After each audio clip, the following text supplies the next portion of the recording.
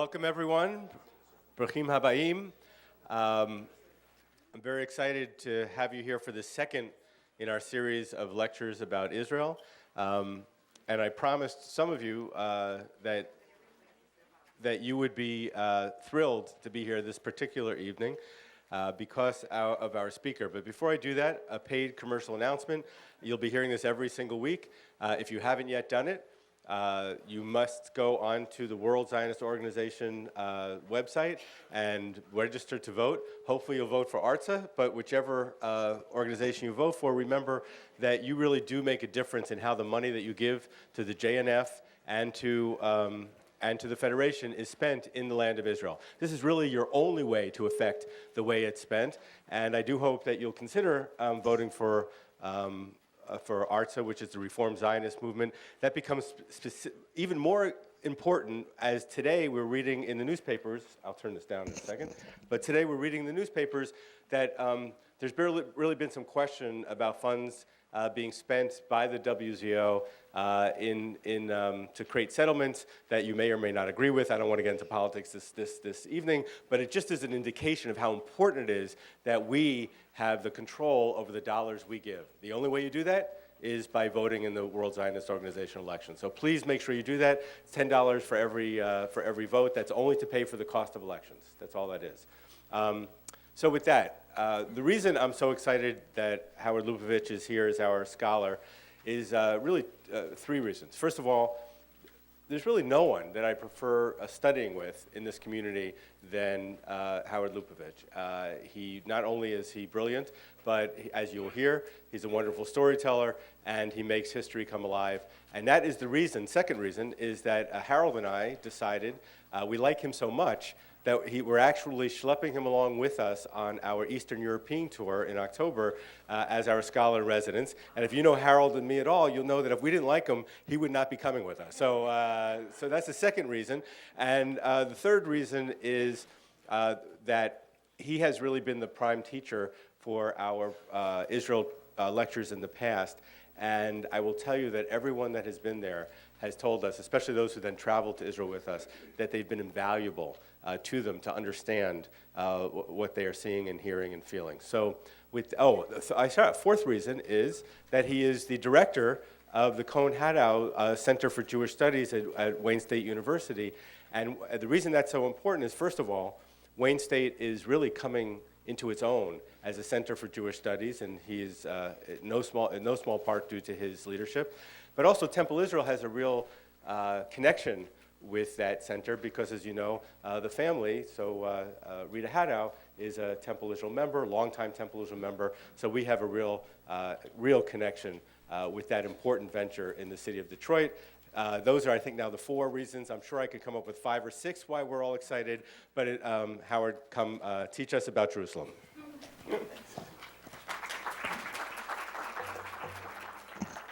Thank you. That was very nice. What, only 4 reasons? That's it?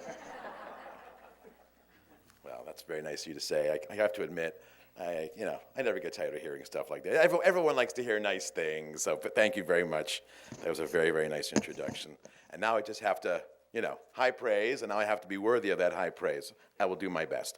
Before I begin, they said I could make an announcement. I want to let you know about another event that is coming up. This is a lecture that's being co-sponsored. How's this microphone? Is it working okay? It's not too tinny. It's sounding a little tinny to me, but okay. Maybe I'm a little too close. This is a lecture. Actually, it's a lecture series that's being jointly sponsored by the Cohen Haddow Center at Wayne and Hillel Day School. And the reason for this lecture is, as some of you may know, Hillel Day School has just undergone this renovation. It's been transformed into this state-of-the-art, cutting-edge 21st century school facility, thanks in no small part, actually thanks largely to the generous gift of the Farber family and their, obviously, that proverbial generosity. We all know about that. So we have this brand new school, so we thought we didn't want only the students and the teachers to benefit. We wanted to have an event, a learning opportunity that everyone could come and see the school and learn in the school. So we're having a series there. It's called Living a Jewish Life in the 21st Century. You know, it's a 21st century cutting edge school. What does it mean to be Jewish in the 21st century? Now, it's a 4-part series. The first 2 have already gone by, but don't worry, each one is freestanding. The third one is coming up. I think the third one you might find very interesting. The third one is Wednesday, so it's a Wednesday, March 25th. So that's a week from, 2 weeks from yesterday, I think. Wednesday, March 25th at Hillel Day School, 7 p.m. This lecture is called Define Yourself, Who You Are and Who You Would Like to Be, which is a nice catchy way of presenting. This is going to be about labels and denominations. What does Orthodox, Conservative, Reform, Reconstructionist, what do these labels mean? And the big question we ask, and this is becoming, this is a question that's being asked in the 21st century, are these labels and denominations, are they still important? Or are we all just Jews together? So these are text-based lectures with discussion led by yours truly. They've been really good so far, and if you're interested in coming, there is a very nice flyer on your way out. They're free, they're open to the public. I should also mention they're sponsored with the support of the Ferber family, Fred and Miriam Ferber. We've had some really nice success so far. There are 2 left. I urge you, I invite you, I encourage you. So there ends the commercial message, and now we can get right to it. So they asked me to talk about Jerusalem. You know, sometimes people ask me to talk about topics that are very exotic, and I have to sort of introduce who the topics are and why they're important, but I'm pretty sure that the topic of Jerusalem there's at least something about Jerusalem that's familiar to every single one of us. Everyone knows something about Jerusalem for a variety of reasons, both past and present.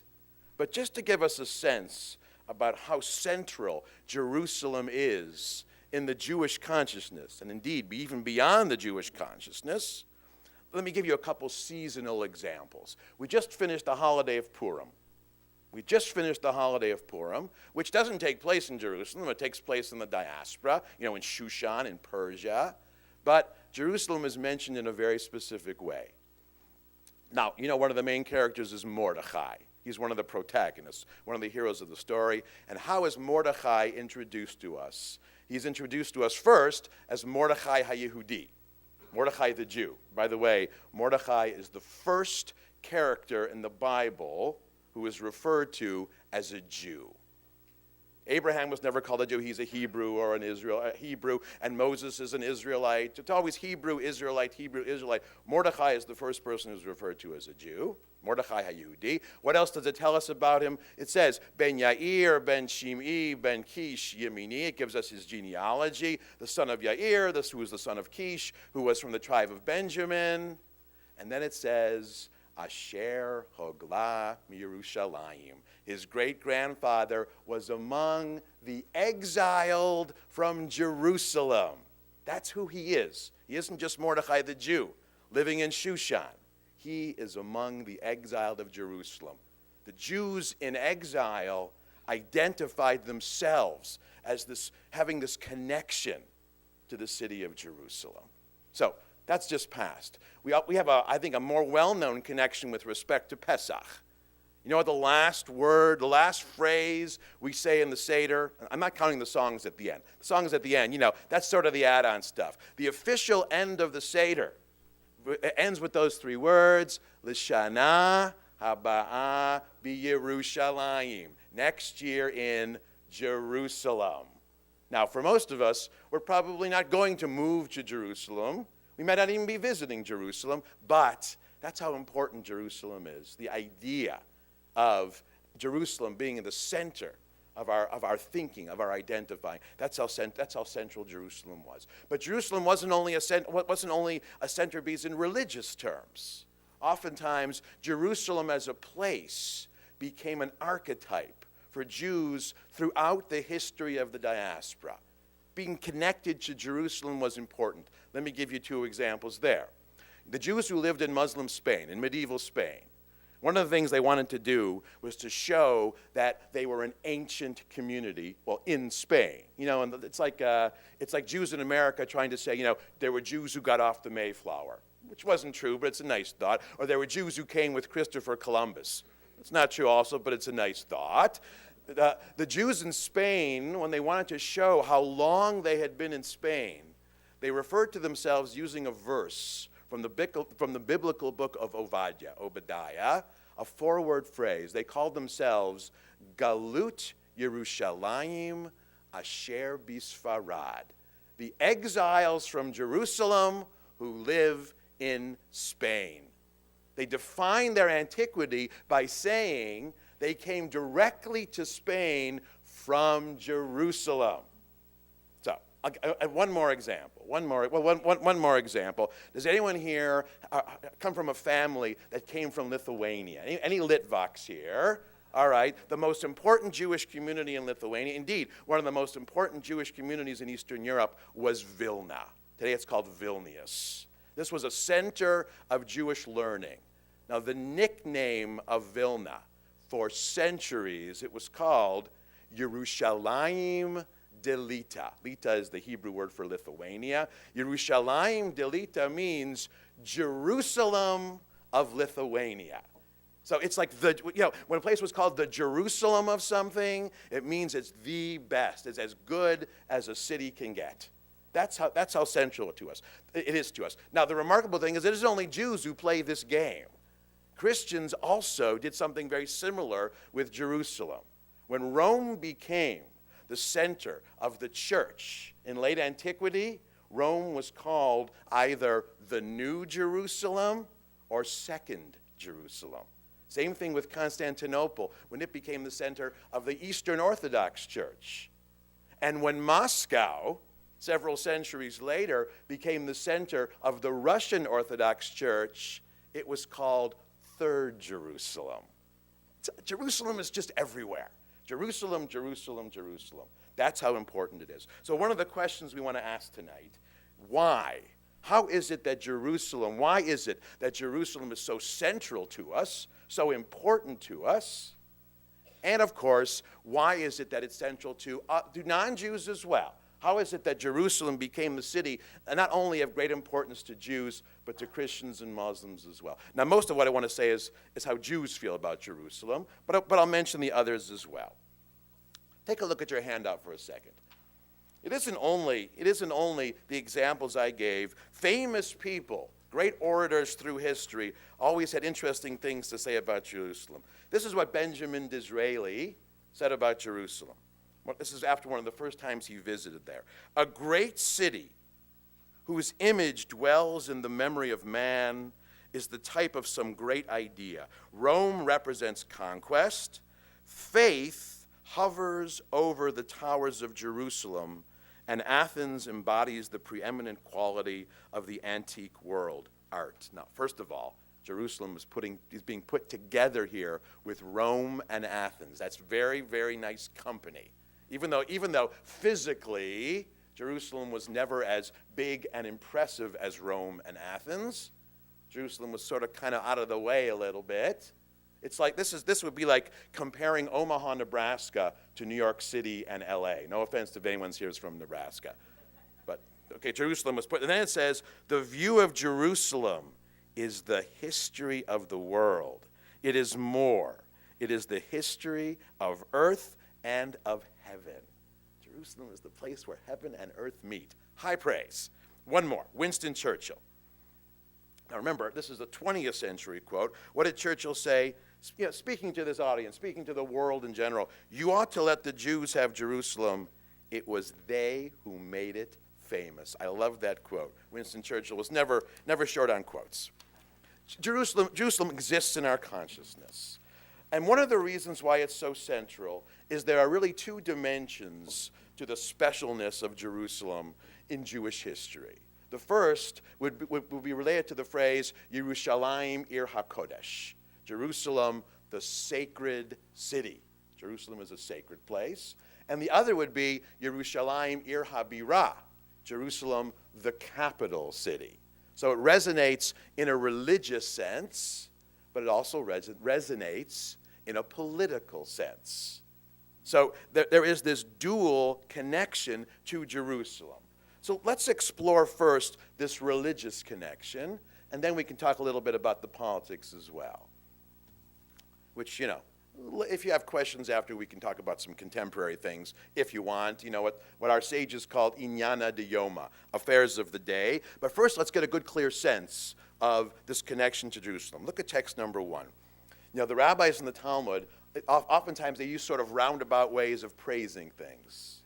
So this is a passage in the Talmud where they're talking about all the great things in the world, or all the remarkable, distinguished things in the world. So what did they say? This is the way they said it. This is text number 1. Asara kabim chochma yardu ba'olam, tish'a natla eretz Yisrael v'achad kol halam. 10 measures of wisdom descended on the world. 9 were taken by the land of Israel, and 1 for the rest of the world. The land of Israel is the center of wisdom and learning, all right? Now, here's why I mentioned it. Asara kabim yofi yardu leolam, tish'a natla Yerushalayim, ve'echad kol ha'ulam kula. 10 measures of beauty descended on the world. 9 were taken by Jerusalem. 1 was the rest of the world. Jerusalem is the most beautiful place in the world. That is a very poetic and powerful way to say it. Then they go on to say the same thing about wealth and Rome and poverty and Babylonia, but that's a different story. That's a different story. Jerusalem was always not only the religious center, but in a very practical, day-to-day way. Jerusalem was designed to be. Jews were expected to have Jerusalem in mind all the time. So, for example, past and present, when Jews pray, they face the city of Jerusalem.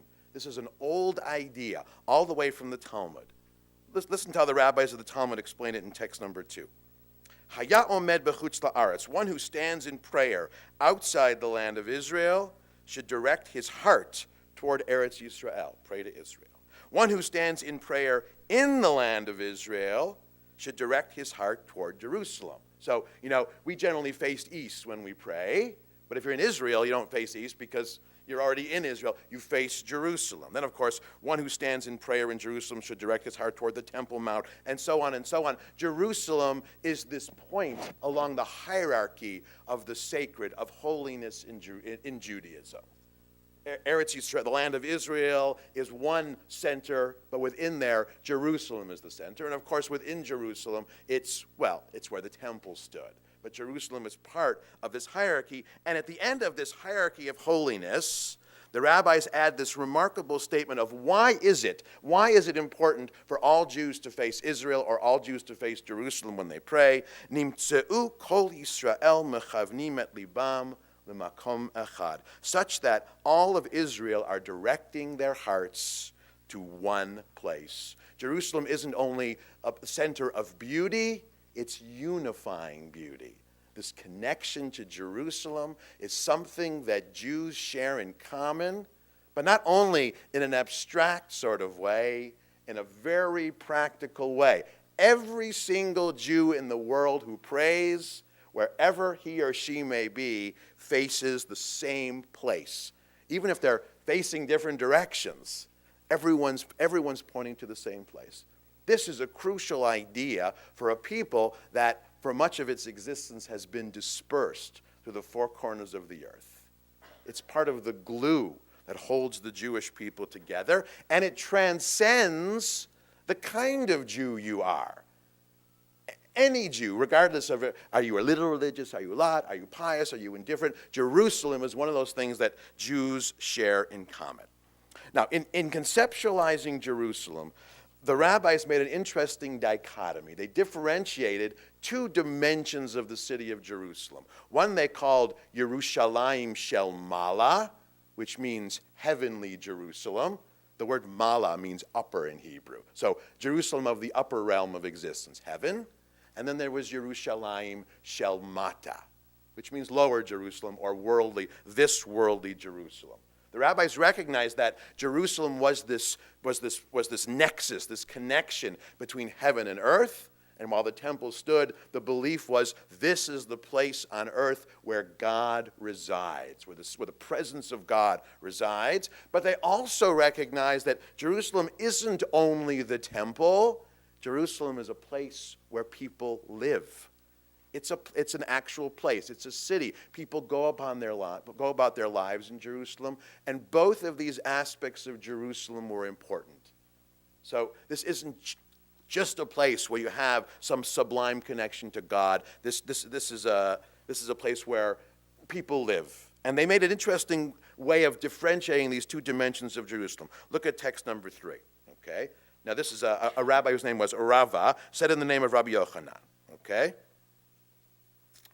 Lo Yerushalayim shel olam hazeh, Yerushalayim shel olam haba. Jerusalem of this world is not the same as Jerusalem to the world to come. But the Jerusalem of the world to come is another way of saying upper, Yerushalayim shel mala, heavenly Jerusalem. Okay? What's the difference between this earthly Jerusalem, or Jerusalem of this world, and this heavenly Jerusalem, Jerusalem of the world to come? In that, Yerushalayim shel olam hazeh, kol harotzeh la'alot oleh.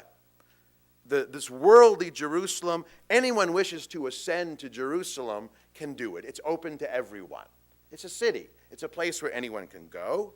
But only those who are invited may ascend to Jerusalem of the world to come, to this heavenly Jerusalem. It's not open to just everyone. You have to be of a certain spiritual frame of mind to get there. Now, I bring you this not only because it's an interesting way of seeing it, but because of the word they use. Here they use the word oleh, ascend. Now, whether the rabbis were talking about heavenly Jerusalem or worldly Jerusalem, they used the same Hebrew word to describe going to Jerusalem. In fact, in Hebrew, you don't go to Jerusalem, you ascend to Jerusalem. Oleh, aliyah. In the same way, you go up to the Torah to have an aliyah. You don't go to Jerusalem, you ascend to Jerusalem. Now, if you've ever visited Jerusalem, there's some reality there too, because when you drive from the airport in Tel Aviv and you go to Jerusalem, you are going up into the hills. There is an actual ascent. And I remember the first time I was there was 1978, before that nice highway was built, and it was this 2-lane road. And if you were driving up to Jerusalem and you were behind a truck, well, the ascent to Jerusalem, it would be a very long and drawn-out ascent to Jerusalem. But you were going up the whole time. But in the rabbi's mind, this physical, literal ascent was accompanied by a spiritual ascent. You were ascending to Jerusalem. Now, this notion of heavenly Jerusalem wasn't an exclusively Jewish notion. Early Christian thinkers, they borrowed that notion. The messianic, the ideal utopian world of Christianity is this heavenly Jerusalem. Now, Christians believe this heavenly Jerusalem is still up in heaven. It's only going to come down during the days of the second coming. But they have the same notion that whatever Jerusalem is on earth is something very different. They also revered Jerusalem, which, of course, an idea they borrowed from Judaism. And so far as Christianity is a religion based on Judaism, well, the idea of Jerusalem being so important and central is also borrowed from Judaism. Not to mention that the story of Christianity, at least some of its very important parts, unfolded in Jerusalem as well. Jerusalem was simply the center of that story. Now, however Christians feel about Jerusalem, that's very interesting. It hasn't been a matter of controversy for a long time. The juicier, more controversial part of the story of the city of Jerusalem is the fact that Muslims also have a very strong connection to Jerusalem. Muslims have a very strong connection. Now, let me anticipate a thought that occurs to us whenever we're thinking about who does Jerusalem belong to more, Jews or Muslims. By the way, it's one thing when objectively speaking, is what, as a historian, I'm going to explain to you. What I think in my heart of hearts is obviously, Jerusalem, Jews, obviously, But as a historian, we have to say that Muslims also have a very powerful claim on the city. Now, the argument against that says, but isn't Jerusalem only the third most important city in Islam? Yeah. For Muslims, Mecca and Medina are the most important cities, but Jerusalem is also, as a third city, is also very important. Look at text number 4. This is really the core of what Muslims believe about the importance of the city of Jerusalem. Now, this doesn't come from the Quran. Jerusalem is never mentioned specifically by name in the Quran, although there are references to Muhammad ascending to heaven from Jerusalem. It's never mentioned by name. But this is an excerpt from, I guess, what we would call a public letter today, written by a Muslim who conquered Jerusalem in the 11th century. His name was Saladin al-Din, or Saladin. This is what he wrote about Jerusalem. If God gives us the grace to drive his enemies from Jerusalem, what happiness will be ours? What blessings shall we owe him if he chooses to assist us? And how could he not assist in the conquest of the mighty Jerusalem and the Masjid al-Aqsa, the Al-Aqsa Mosque? That's the silver dome. Founded in piety, since she is the seat of the prophets, the home of the saints, and the place where the pious adore their God. Jerusalem is one city which is very important to three different faiths. I tried to think of another city in the world about which we could make that claim. I could think of cities that are important to two different faiths. Istanbul was Constantinople. That was important to both. There are cities that are important to two. I couldn't think of a single other city in the world, past or present, that is so central, that is of such central importance to three different faiths. Now, of course, that means for better or for worse, because it's wonderful if a city is very important, but it also explains why people have been fighting over Jerusalem for a long, long time. For a long, long time. Now, in the ancient world, the fights over Jerusalem were not religious in nature. They were political in nature. A foreign sovereign would attempt to conquer the land of Israel. The Jews in Jerusalem would lead the resistance or the revolt or the war against that occupation. And since in the ancient world, Jews were generally fighting against empires and kingdoms that were stronger, Jerusalem was the site of what we would call glorious defeat. Now, not just defeat, glorious defeat. Jerusalem was this focal point of Jews trying to withstand being conquered by foreign rulers. Always at the center point. In fact, we have a great example from the Bible itself. Now, I didn't bring you this text because it's very long, but I will just tell you the story. One of the first times that Jerusalem, as the ancient Israelite capital, as the capital of ancient Israel, one of the first times it was attacked, or the first attempt to conquer it, was in the year 701 BCE. Now, this is a story that is important enough. It's mentioned in the Tanakh, in the Hebrew Bible, not only once. This is a story that is told in three different books: the book of Kings, the book of Isaiah, the book of Chronicles. And this is called the Siege of Jerusalem. The king of Assyria laid siege to Jerusalem in 701 after destroying everything else. He had conquered every other city in the region and every other city in the kingdom of Judah. And he laid siege to Jerusalem. And the Jews, within the walls of Jerusalem, they found refuge in the city of Jerusalem. Now, this is a significant moment because, one of the promises that God had given to the people of Israel was that the kingdom of Israel would continue forever and that Jerusalem would be unconquerable. Everything else had been conquered. This was sort of this great test of the covenant between God and Israel. Now, the king of Jerusalem, this is King Hezekiah, one of those great biblical names. Chizkiyahu in Hebrew means strengthened or fortified by God, or the strong one of God. With biblical characters, you kind of always know what's going to happen to them based on their name. If your name is strengthened by God, you're going to be strong. Other times, in the book of Ruth, Ruth's two son-in-laws who died, their names are Machlon and Kilion, which means plague and termination. If you're in the Bible and your name is plague or termination, you're not coming out of that story. It's just, you are the Gary Busey of that story. You're not making it to the end of that movie. But in any case, Hezekiah, he's going to do the right thing, but he has a dilemma here because the invading Assyrians, they make him an offer. They say, if you open the wall and surrender, we'll let you live. If you don't, we are going to burn this city to the ground like we've burned every other city to the ground. Dilemma for Hezekiah. What does he do? And this is what makes him a very good king, is he summons his prophet. He consults with the person who consults with God. And this isn't just any prophet. This is the prophet Isaiah. In fact, this is Isaiah's really coming out moment as a great prophet. And he says to Isaiah, what should I do? And Isaiah says very succinctly, like I said, it's mentioned 3 times in the Bible, Lo tinaten ha'ir Yerushalayim biyad melech Ashur. The city of Jerusalem will not be delivered into the hands of the king of Assyria. And the siege fails. The way Isaiah tells it in the book of Isaiah, there are 185,000 soldiers laying siege to the city of Jerusalem. At night, an angel comes down and smites them all with a plague, and they wake up in the morning and they're all dead, and that's the end of the siege. But the siege didn't work. Even from the internal records of the Assyrians themselves, they also said this was the one city this great Assyrian military force was unable to conquer. So in a very practical way, Jerusalem was this place that was inviolate, which is what made it so much more difficult a couple generations later when it was conquered by the Babylonians and later by the Romans.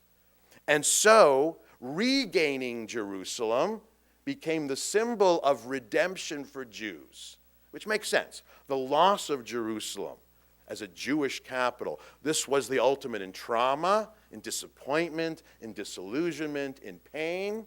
Regaining Jerusalem becomes the symbol of redemption. And we know how difficult the loss of Jerusalem was.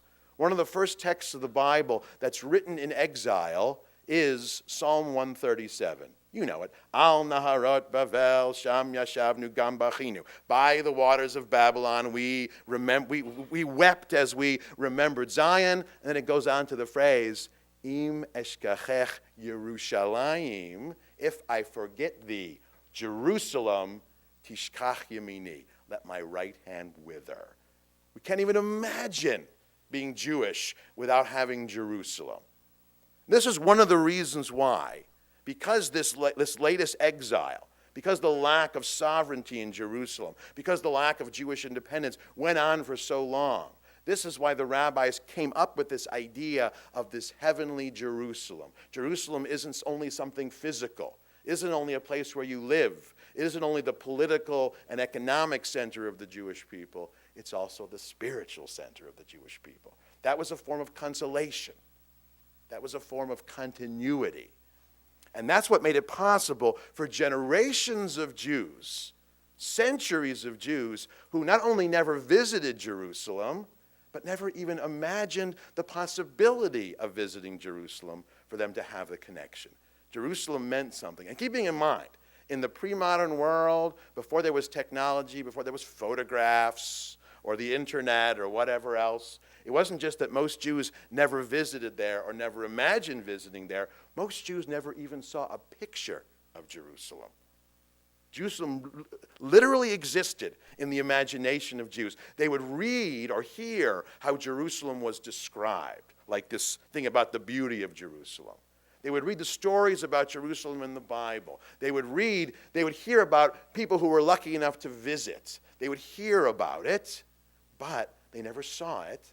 But it didn't matter because as a concept, as an idea, as an image, it was so powerful. This is how powerful it was. Another one of the ideas that the rabbis suggested was, the general Jewish belief in the Messiah and the Messianic age, one of the things that the Messiah is going to do is resurrect the dead. Well, at least the righteous who are dead. I don't know if everybody, but the first Jews that were going to be resurrected when the Messiah Messiah arrived, finally, eventually, were those Jews buried on the Mount of Olives overlooking Jerusalem, which is a very nice idea. And so there were Jews in the diaspora, when they got to be close to the end of their life, they would leave the diaspora and they would move to Israel, and they would spend their last days so they could be buried on the Mount of Olives, which makes sense because, if those are the first Jews being resurrected, that's not a line you want to have to wait in. It's resurrection. I'm all the way at the back. I have to wait another few. You want to be first. I know that because, the person who I'm named for, the person that person was named for, left Eastern Europe, went to Jerusalem, and is buried somewhere on the Mount of Olives. But it just gives you a sense of how pivotal Jerusalem was in the Jewish psyche. Even beyond that, when the same prophet Isaiah envisions this future perfect world, Isaiah's utopian vision of the future, you know this vision. It has these wonderful phrases like, nation shall not lift up sword against nation.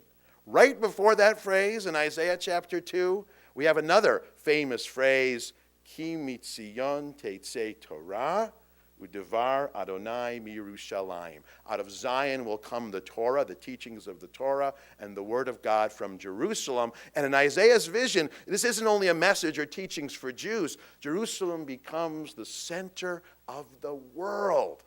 Jerusalem becomes the pivotal point of the entire world. That's the way most Jews knew Jerusalem for centuries. It was this ultimate thing. But eventually, through the years, the actual city of Jerusalem declined and deteriorated for many, many years and many, many centuries. By the turn of the 20th century, Jerusalem had become more or less a decrepit city. First of all, when we say Jerusalem, prior to around the year 1860, all there was to Jerusalem was what is now the old city of Jerusalem, Yer HaAtikah, the old city. I put a little map on it. That's all there was from Jerusalem. What we call New Jerusalem, the areas outside the old city, the construction only began late in the 19th century. But even just the old city, it was decrepit, it was run down, for a lot of reasons. The real reason, it was part of the Ottoman Empire and the Ottoman Turks. By the end of the 19th century, this was an empire that was falling apart. They didn't have the administrative capability or the bureaucracy to take care of the empire. It was like a house falling apart. And Jerusalem wasn't the center of the house. Jerusalem was like one of the, that sort of extra bedroom of the house, which wasn't that important.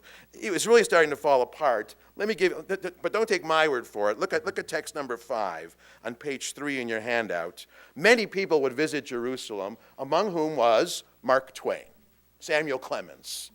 Now, he really had a way with words. Now, you have to understand, as a Christian, he had learned about the greatness of Jerusalem his whole life. And when he went to visit Jerusalem, he was expecting to see the Jerusalem of the songs and the psalms and this magnificent place.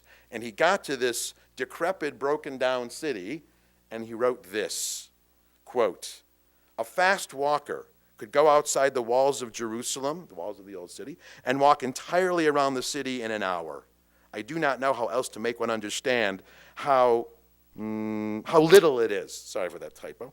"The appearance of the city is peculiar. It is as knobby with countless little domes as a prison door is with bolt heads. The monotony of the view is interrupted only by the great mosque of Omar, the Tower of Hippicus, and one or two other buildings that rise into commanding prominence. The population of Jerusalem is composed of Muslims, Jews, Greeks, Latins, Armenians, Syrians, Copts, Abyssinians, Greek Catholics, and a handful of Protestants. 100 of the latter sect are all that dwell now in this birthplace of Christianity. The nice shades of nationality comprised in the above list and the languages spoken by them are altogether too numerous to mention. It seems to me that all the races and colors and tongues of the earth must be represented among the 14,000 souls that dwell in Jerusalem. Rags, wretchedness, poverty, and dirt, those signs and symbols that indicate the presence of Muslim rule more surely than the crescent flag itself, abound." This is Mark Twain's way of saying, not impressed. He was expecting to see Rome or some great city like the Vatican. Instead, he found a city that was in decay. And that's what Jerusalem was on the eve of the beginning of a new era, which we might call the era of Zionist settlement. See, the early Zionists, when they came to Israel too, they had similar reactions. They were similarly disillusioned. They weren't expecting to find something so decrepit and broken down. And eventually, in the Zionist psyche as well, the rebuilding and the revival of Jerusalem came to symbolize the revival of the Jewish people and the Jewish spirit. Now, it's odd, that's odd, maybe a little unexpected at the time for the following reason. The vast majority of Zionists were secular, were completely indifferent to religion. So all of these lovely religious ideas, which I have mentioned until now, the early Zionists, Herzl, Ahad Ha'am, many of them, Ben-Gurion, they didn't care about religion anymore.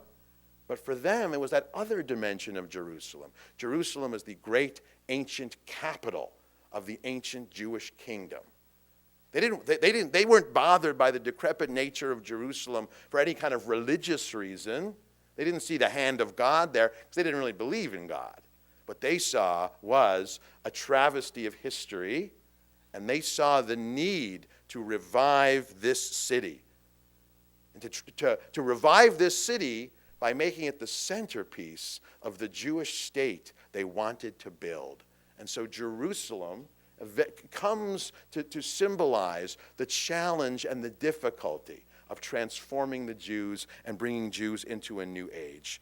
Let me give you 3 examples of how Jerusalem came to sit in the Zionist psyche. First was from David Ben-Gurion, 1947. Now Ben-Gurion, he was about as secular as they come, but his favorite book to read, other than Spinoza, which is a different story, he loved to read the Bible. He loved the stories of the Bible. He had a deep historical connection to the stories of the Bible. In fact, one of the reasons he changed his name from David Green, which he thought that was his diaspora name, to David Ben Gurion, is because in the Bible, Gurion is a Hebrew word for lion. And of course, lion was the symbol on the flag of the kingdom of Judah. So this is what he said. It was very important to him. He says, no city in the world, this is text number 6, no city in the world, not even Athens or Rome, ever played as great a role in the life of a nation for so long a time as Jerusalem has done in the life of the Jewish people. See, what he's saying is, yes, Rome was very important, and Athens is very important, and Paris is very important, and every other city is very important, I'm sure, but not as much as Jerusalem has been for the Jews. Golda said something maybe even stronger. Golda Meir said, Arab sovereignty in Jerusalem just cannot be. Now, I should say, she's saying this before 1967, when half of Jerusalem was under Jordanian rule. This city will not be divided, not half and half, not 60-40, not 75-25, nothing. That's Golda Meir. And let's remember, Golda Meir is not someone on the far right. This is someone on the left who believes so strongly in the centrality of Jerusalem. Then, of course, I think the person who really understood the importance of Jerusalem, even more than Ben-Gurion, even more than Golda, was someone who was cut from similar cloth, who came from a similar kibbutz upbringing, but his connection to Jerusalem was much more immediate and much more intimate. This was Teddy Kollek, who was the mayor of Jerusalem for almost 30 years. And he writes, Jerusalem's people of differing faiths, cultures, and aspirations must find peaceful ways to live together other than by drawing a line in the sand. Now, in Kollek's mind, he said something very powerful here. On the one hand, he said, Jerusalem cannot be a divided city. He felt very strongly. It's one thing for Berlin to be a divided city, or any other divided city to be divided, but Jerusalem has to be a unified city. But he also adds here that even though Jerusalem will be a unified city belonging to Israel, it still has to be a cosmopolitan city. Even if the governing of Jerusalem, even if politically Jerusalem is something Jewish, Israeli, it still has to be a city open to everyone. And the reason he felt this way was because his understanding of that ancient city of Jerusalem was a city that all sorts of people went through. He loved, for example, the story in the Bible where King Solomon, who of course lived in Jerusalem, was visited by the Queen of Sheba, a foreign queen. That was Jerusalem for him. This center for Jews, but also a place very worldly. And I mean, he in writing about Jerusalem, that was his goal for Jerusalem. That was what he fought for Jerusalem to be for many, many years. He elaborated on this a number of times. Look at text number 7. I want to read something that Teddy Kollek wrote. I'm sorry. First, I want to read what Ben-Gurion said about the importance of Jerusalem, and then Teddy Kollek is almost responding to him. So look at text number 7. This is David Ben-Gurion talking about the importance of Jerusalem in 1947, on the eve of independence after this partition. This is what he said. I'm sorry, this is 1949. When we proclaim the establishment of the renewed state of Israel on April 4, 1948, we declare that the state of Israel will guarantee freedom of conscience, of language, education, and culture. It will safeguard the holy places of religion. It will be loyal to the principles of the United Nations Charter. That's quoting the Israel Declaration of Independence. Okay? At the same time, we see fit to state that Jewish Jerusalem is an organic, inseparable part of the state of Israel, just as it is an integral part of Jewish history and belief. Jerusalem is the heart of the state of Israel. In other words, what Ben-Gurion, the secular Jew, was doing was taking all these religious connections to Israel, secularizing them, taking religion or God out of the picture, but saying, just because you're a secular Jew doesn't mean Jerusalem is any less important. We are proud of the fact that Jerusalem is also sacred to other religions and will gladly provide access to their holy places and enable them to worship as and where they please, cooperating with the UN to guarantee this. We cannot imagine, however, that the UN would attempt to sever Jerusalem from the state of Israel or harm Israel's sovereignty in its eternal capital. For Ben-Gurion, it was just unthinkable to have the state of Israel without the city of Jerusalem. And then he waxes historical. He's going to allude to something that I already alluded earlier in this lecture. Twice in the history of our nation, we were driven out of Jerusalem only after being defeated in bitter wars by the larger, stronger forces of Babylon and Rome. Our links with Jerusalem today are no less deep than in the days of Nebuchadnezzar, that's the king of Babylon, and Titus Flavius, the emperor of Rome. And when Jerusalem was attacked after the 14th of May, 1948, our valiant youngsters risked their lives for our sacred capital, no less than our forefathers did in the time of the first and second temples. A nation that for 2,500 years has faithfully adhered to the vow made by the first exiles by the waters of Babylon not to forget Jerusalem, will never agree to be separated from Jerusalem. Jewish Jerusalem will never accept alien rule after thousands of its youngsters liberated their historic homeland for the third time, redeeming Jerusalem from destruction and vandalism. Very powerful words. One more sentence. The attempt to sever Jewish Jerusalem from the state of Israel will not advance the cause of peace in the Middle East or in Jerusalem itself. Israelis will give their lives to hold on to Jerusalem, just as the British would for London, Russians for Moscow, and Americans for Washington, D.C. This is the first time in this country's history that the state controlling Jerusalem willingly accepts the principles of the international supervision of the holy places, etc., etc. Now, if this sounds familiar to you, it should be, because this has been the rhetoric surrounding Jerusalem for decades. What Ben-Gurion was really saying, and he'd be the first to admit that he's just stating the obvious. This is how Jews feel about Jerusalem. This is how deeply connected, how deeply important Jerusalem is in the Jewish psyche. And it penetrates very deeply. Ben-Gurion was aware it isn't only a specific place, and it isn't only what happened, but it's the appearance of Jerusalem in a very primal way. I'm sure you've heard the song. You know the song "Jerusalem of Gold," Yerushalayim Shel Zahav. If you've been to Jerusalem, if you've seen it, you know that isn't just a song, because one of the unique features of Jerusalem is the way the city has been built for a long time, and by law since the 1930s. A municipal law for the city of Jerusalem, enacted, I'd say almost ironically, by the British Mandate government, was that all buildings in Jerusalem have to be made from the same substance, Jerusalem stone. It's the only city in Israel that's built that way. That's why you can visit every city in Israel. All the other cities more or less look alike in a lot of ways. Some are bigger, some are smaller. They have their character. Nothing against the other cities. Nothing against Tel Aviv and Haifa. I love those cities. But Jerusalem looks like no other city. And this notion of Jerusalem of gold, when sunset goes over Jerusalem, I guess sunrise too. I have to admit, I haven't seen sunrise over Jerusalem many, many times. But sunset, those stones really do look a little goldish. So Jerusalem of gold is not talking about the value of the city, like it's made from gold. It's the appearance of the city, and it's a way of saying it looks like no other. It's a way of saying in a very physical, visceral, sensory way, Jerusalem is unique. And that's one of the things that Ben-Gurion here is trying to capture. Now, Ben-Gurion's ideas, they really remain rhetoric and verbal and more or less fluid for a long time. In 1980, for a variety of reasons, the Knesset enacted what came to be known as the Jerusalem Law, Chok Yerushalayim, which is text number 8. Let's take a look and see what it says.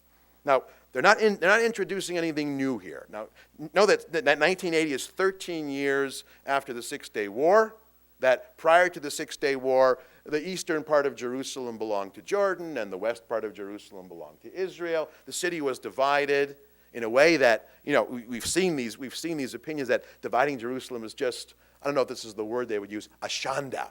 It's scandalous. But Jerusalem finally unified. They wanted to codify that unification to make sure it never changed. So listen to what the Jerusalem law said. The integrity and unity of Greater Jerusalem, Yerushalayim Rabbati, Greater Jerusalem, in its boundaries after the Six-Day War shall not be violated. Jerusalem, complete and united, is the capital of Israel. Jerusalem is the seat of the president of the state, the Knesset, the government, and the Supreme Court. Holy places shall be protected from desecration and any other violation from anything likely to violate the freedom of access of the members of the different religions to the places sacred to them.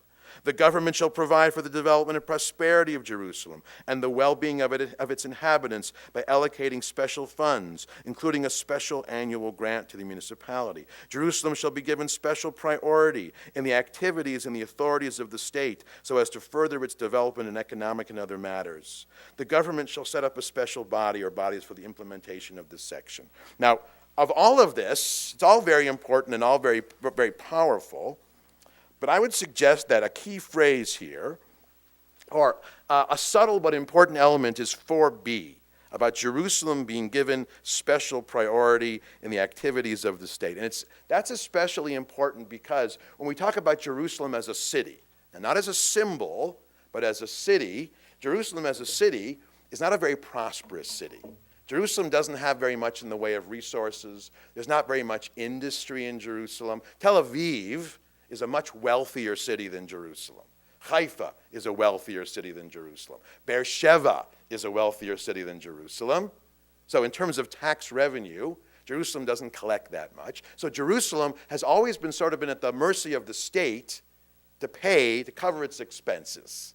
And so not only for symbolic reasons or for these ideological reasons, in a very practical way, what happens in Jerusalem and decisions made with respect to Jerusalem are subsumed with the larger needs and concerns of the state.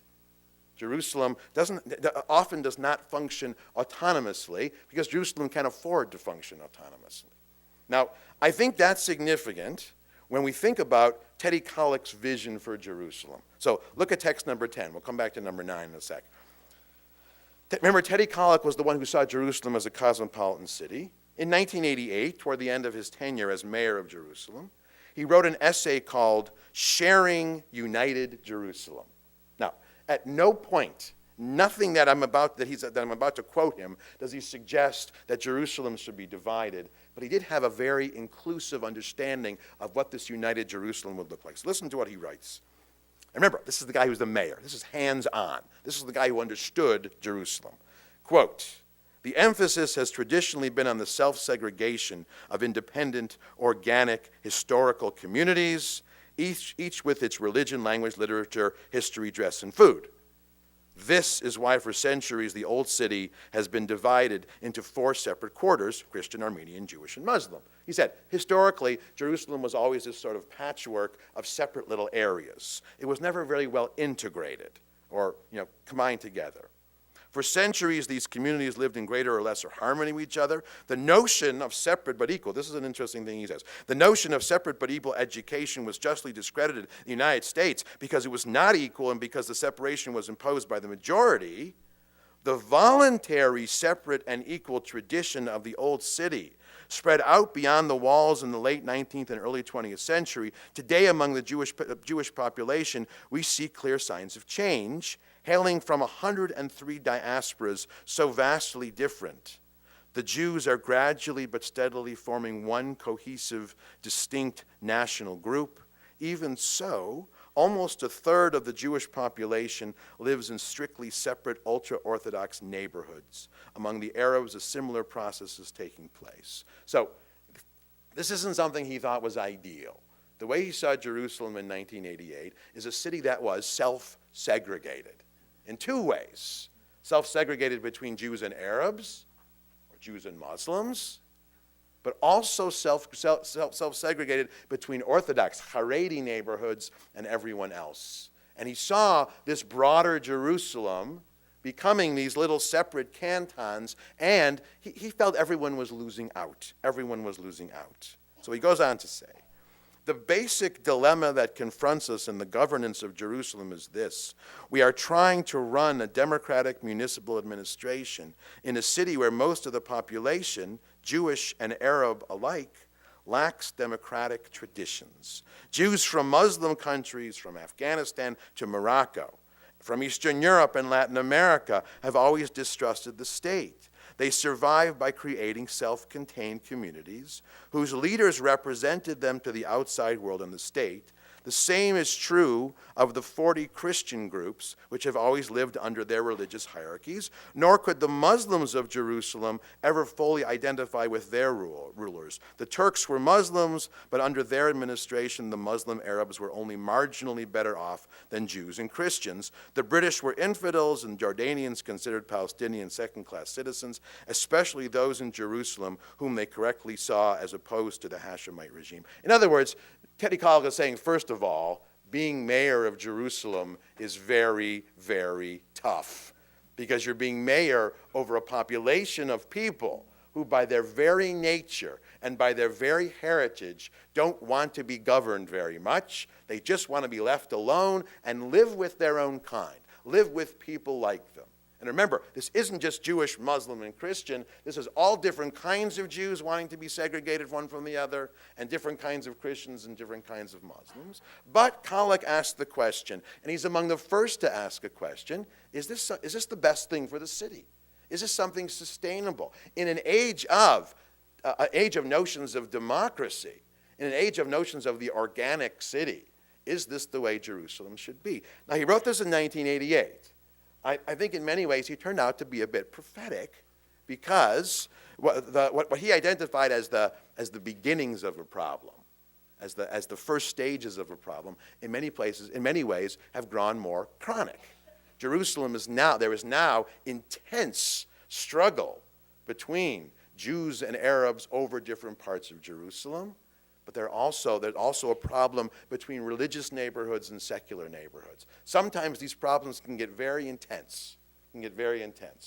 Here's a personal story. I remember being in Israel in 1987.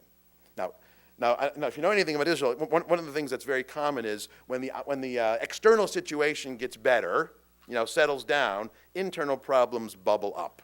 If Israelis are fighting with each other, that means the outside situation is getting better, usually. So 87 was a pretty good year. This was just before the first Intifada. Conditions were pretty stable, but there was this, but Teddy Kollek, a friend of his says, I want to show you something. So he took Teddy Kollek to this hill overlooking the road from Jerusalem to Tel Aviv on Friday night, on Shabbat. And he saw there was this row of cars driving from Jerusalem to Tel Aviv on Friday night. And his friend said to them, do you know what this is? And Teddy Kollek, and he said, these are young people who are leaving Jerusalem on Friday night because there's nothing to do. Because in Jerusalem, there was a municipal law which said you can't show movies on Friday night. You can't show movies on Shabbat. And so all these young people who are not religious, all these secular young people are driving to Tel Aviv, and turns out that road can't sustain that much traffic that late at night. It wasn't very safe. Not to mention we're not talking about the best drivers in the world. And so this was dangerous.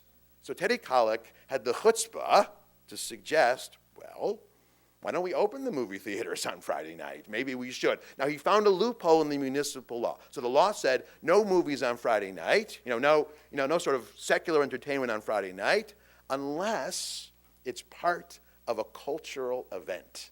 If you're giving a lecture, something informative or educational, at the end of the lecture, you can show a movie as part of the lecture. So what started to happen in Jerusalem is you'd have these faux lectures, and they had to be seen to believe, because they were kind of funny. It's almost like, it almost evolved into stand-up comedy, like a fake lecture, and then they would just show the movie. It seemed, and this was Kollek's way of saying, let's make Jerusalem a place where everyone can live with. The problem is there was a backlash to it.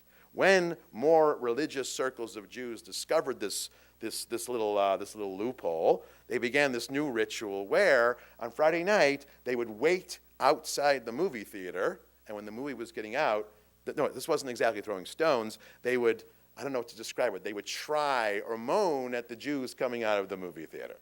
So there were, you have secular Jews coming out of the movie, and you have these Haredi Jews trying at them, I at them. And then you have me, who would show up at that time just to see the scene was amazing. I mean, this is the days before YouTube, but man, this was YouTube material. I tried to find it on YouTube. I mean, there's no video footage of this priceless moment. Now, I mention this story because at the time I had an Israeli roommate in Jerusalem who was secular. He was from Tel Aviv. He was going to veterinary school in Jerusalem. So I said to him, secular Jew, I said, what do you think of this? He says, there is no reason why in a secular state of Israel on Friday night, there should be, even though it's Shabbat, there should be a problem showing movies. And I said, even in Jerusalem, oh, no, Jerusalem is different. No movies in Jerusalem on Friday night. My Tel Avivnik roommate said, of course there shouldn't be movies in Jerusalem on Friday night. And I said, what do you mean by that? He goes, because it's Jerusalem. It's Jerusalem. So in his mind, what Teddy Kollek was trying to do to the city maybe was a little out of sync with the general psyche of the city. The simple fact is, in the 21st century, Jerusalem still is this very special place. Now, if this Orthodox backlash is one kind of backlash, there's a more lethal version of it as well. And this is the last text I want to look. Look at text number 9. Jerusalem, of course, as you know, is the focal point, is really one of the real stumbling blocks over efforts to make any kind of real sustained peace between Israelis and Palestinians. Look at text number 9. This comes from the Hamas Charter. Now, let me first say, this is not a representative statement of the Palestinians. The Hamas, though Palestinian, this is fringe Palestinian. Most Palestinians, or at least many, wouldn't necessarily agree with this, but still, Hamas is Hamas, and they're very prominent. What did they say? What does Hamas Charter Article 28 say about Jerusalem? Quote, the Zionist invasion is a mischievous one. It does not hesitate to take any road or to pursue all despicable and repulsive means to fulfill its desires. We cannot fail to remind every Muslim that when the Jews occupied Holy Jerusalem in 1967 and stood at the doorstep of the Blessed Aqsa Mosque, they shouted with joy, Muhammad is dead. He left daughters behind. Israel, by virtue of its being Jewish and of having a Jewish population, defies Islam and the Muslims. Let the eyes of the cowards not fall asleep. So in the mind of Hamas, the fact that Jerusalem is Jewish is the epitome of the problem. But in retrospect, though this has created some real difficulties, it shouldn't surprise us because the connections to Jerusalem, the intensity of feeling about Jerusalem is so strong. Is there any other place that for such a long time, by so many different kinds of people, a place that has elicited such strong reaction, such intense connection, and connections of all kinds, religious connections, secular, political. Jerusalem has been a place where all kinds of people have lived, all kinds of people have raised their children, all kinds of people have yearned to visit, but also a place that's so important. It's not only a place where people want to live, it's a place that people find worth fighting for, and even worth dying for. Now this really points to the fact that Jerusalem has been the centerpiece of the Jewish experience for so long. It's still the centerpiece of this experience. And, well, at least for the foreseeable future, Jerusalem will continue to be Jerusalem. Thank you. Thank you very much.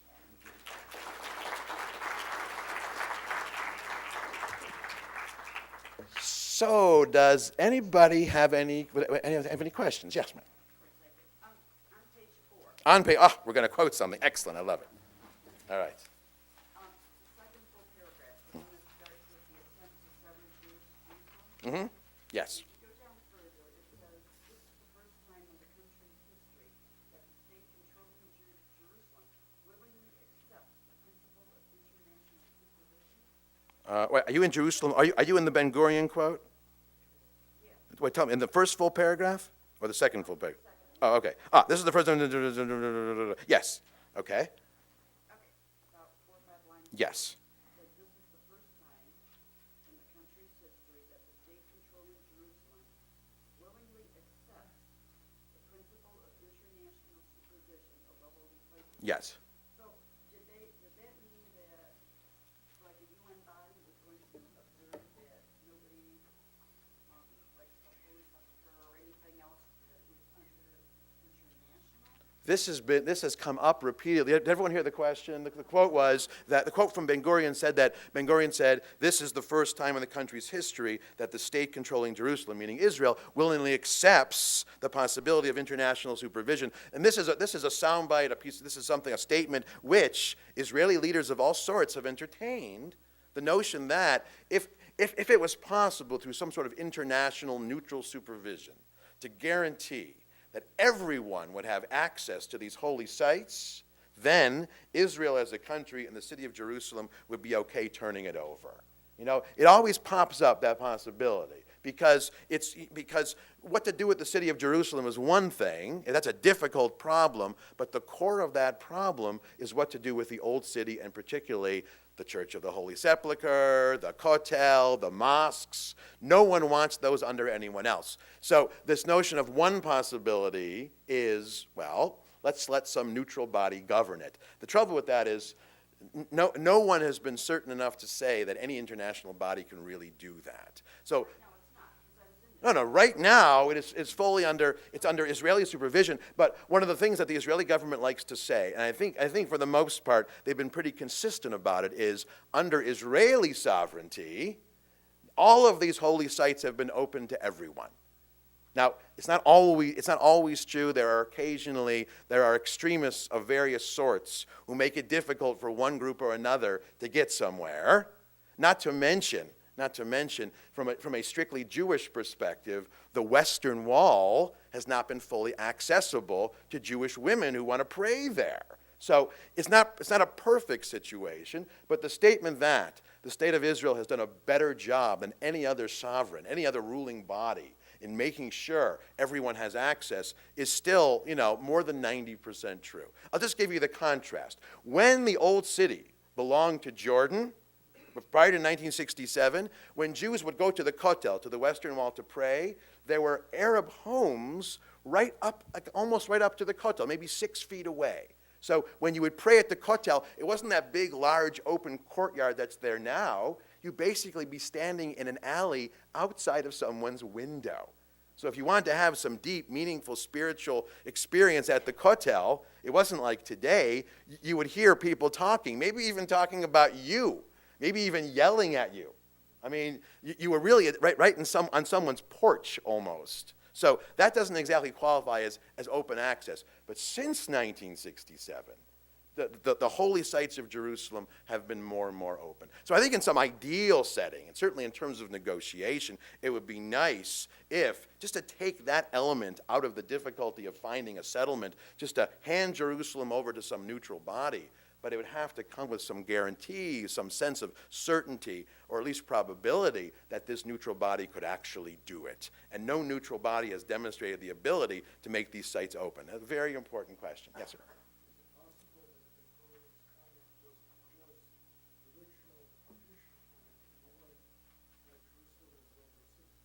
The question is it possible that Ben Gurion's statement was in response to the plan that had Jerusalem as an open city? It is possible, because Ben Gurion, he was a utopian thinker in some ways, and he liked to think that religion, being the secularist he was and the socialist that he was, he wanted to be able to think that, he wanted to be able to envision a world where religion wouldn't divide us, where religion wouldn't be the thing we were fighting over. In his mind, there were more important things to fight over than religion. And maybe, in his mind, if you could internationalize the old city, the religious part of the dilemma might fade away a little bit. That was his hope. So certainly, yeah, it certainly was in response to that, yeah.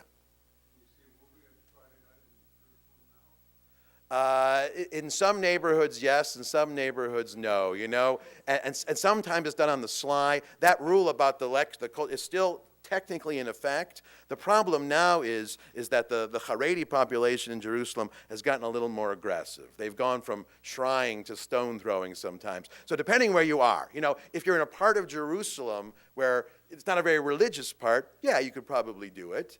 But the bottom line is there's really still not very much in the way of social life or nightlife in Jerusalem on Friday night. It's very quiet, which to many, if not most Israelis, is as it should be. They like, the secular Jews who don't live in Jerusalem, they like to know that when Shabbat descends, Jerusalem is observing Shabbat. I think they've never actually taken this poll, but I'm pretty sure that a good number of Israelis of all sorts like the fact that that's true. That's one of the reasons why many Israelis don't want to live in Jerusalem. They like to visit there. They like to know that it's there. They want the government to be there, but they certainly don't want to live there themselves. They like to imagine in a certain way. In many ways, in the same way that Jerusalem of the past was imagined a certain way by Jews who didn't live there, Jerusalem of the present is also imagined by Jews who don't live there, even by Israelis who don't live there. Any other questions? Yeah. Yes. I don't mean to get too political, but you put it in here. Sure, bring it. I love political. Number 9.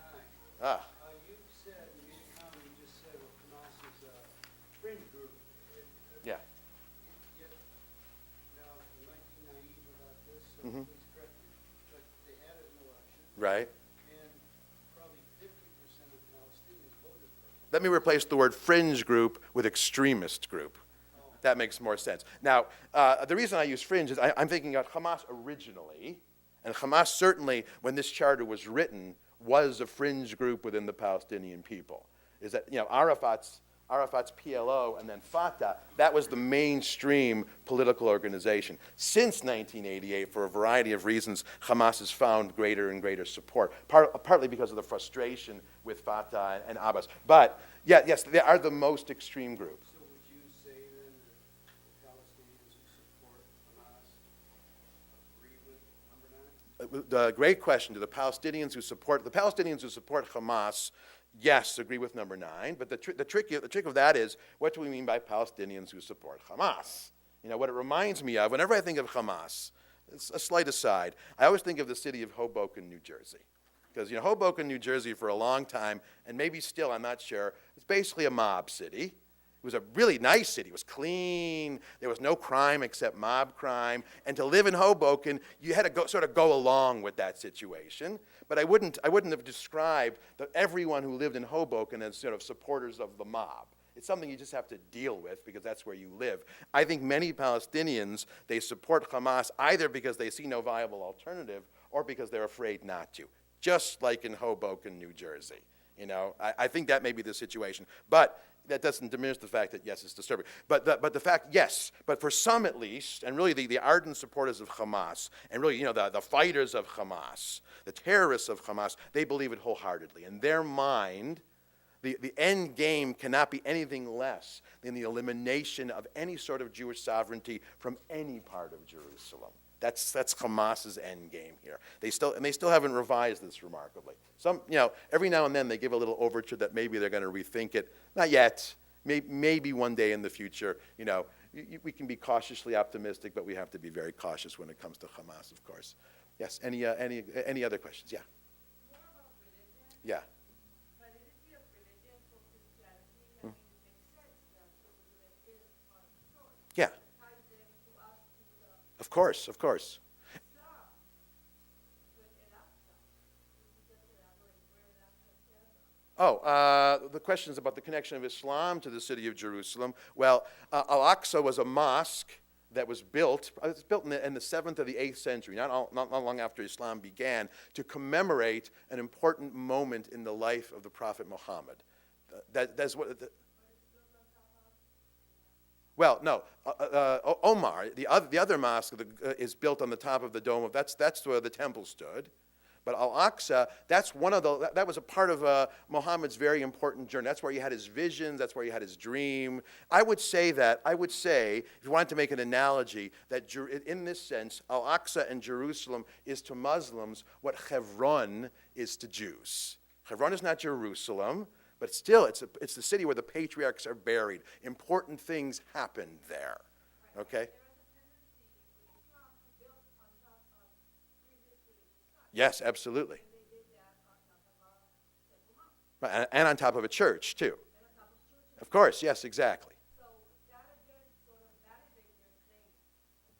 Oh, for sure. The fact that Muhammad ascended to heaven from the same point where Abraham was going to sacrifice Isaac and where the Holy of Holies stood, of course, Islam is a religion, that it's a succession religion. Part of its base is it sees itself not as negating Judaism, but continuing the truth that was Judaism. So Judaism is based on a certain revelation by God to Abraham and Isaac and Jacob, who are seen as the first three prophets of Islam.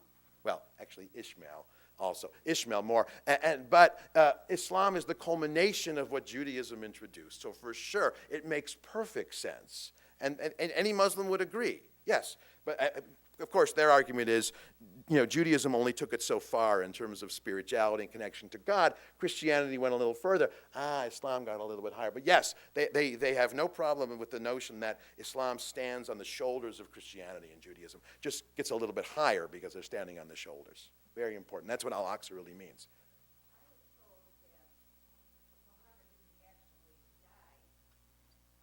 Mm-hmm. Yeah. In a dream, yeah.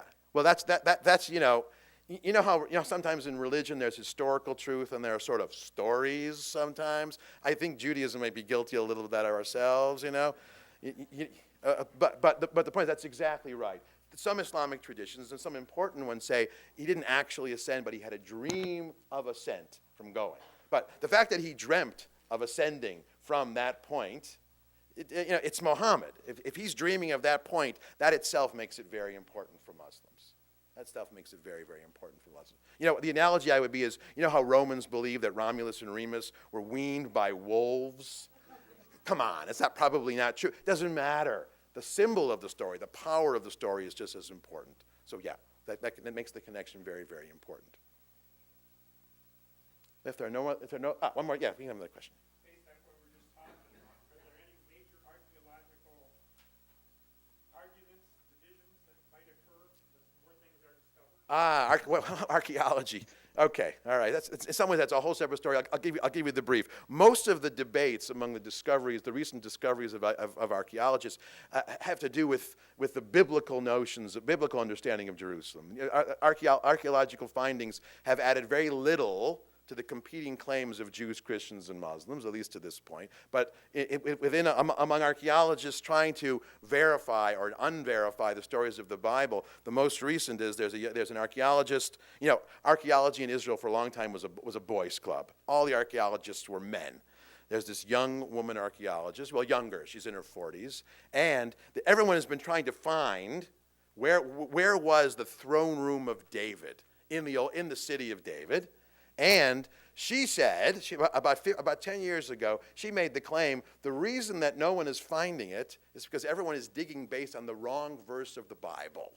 And she said, we shouldn't be digging on, and this is something archaeologists, especially these biblical archaeologists, love to fight about. We shouldn't be digging based on this verse in the book of Samuel. We should be digging based on this verse, which describes where David's throne room was a little bit differently. It's a little bit further north, and she started digging there, and lo and behold, she started to excavate and find what looks like this throne room, which had never really been seen before. So, as a conflict, this was just a conflict between archaeologists. Now, the way it works in that business, if you claim to have some sort of new finding, you are interrogated mercilessly by the old guard of archaeology. And this woman really, there was a whole series. There's a journal called the Journal of Biblical Archaeology, and article after article. Well, she presented her findings, and her critics, her cynics, said, no, for all the following reasons, you must answer all the following questions. And so far, she's been doing it. So you don't have a new discovery and it becomes accepted overnight. It's taken her more than 10 years now, but it seems to be. But the point of this is there wasn't any archaeological evidence of this king. There wasn't very much before the 8th century BCE. she found stuff almost 100 years earlier. It was dated earlier. So she backdated the archaeological evidence for the biblical story of Jerusalem. But we don't know a lot of, we don't have a lot of stuff about the good stuff, like how David conquered the city. Beyond the Bible, we have a little, there's a lot of supposition we don't know. Eventually, someone is going to discover something that's going to make it very, very interesting, even more interesting than now. Yeah.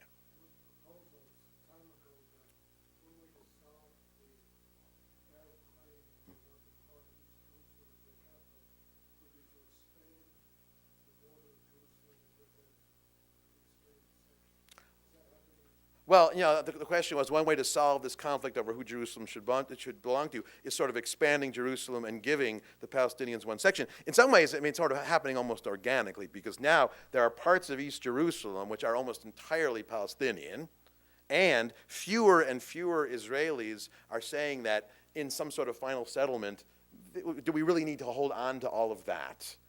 See, once upon a time, Teddy Kollek's vision was to have all these neighborhoods integrated. It never happened for a variety of reasons. But now there is this part of Jerusalem which is really seen as different from the rest of Jerusalem, simply because of its population. But by the same token, the expansion of Jerusalem that's happened has included the expansion of Jewish settlements eastward.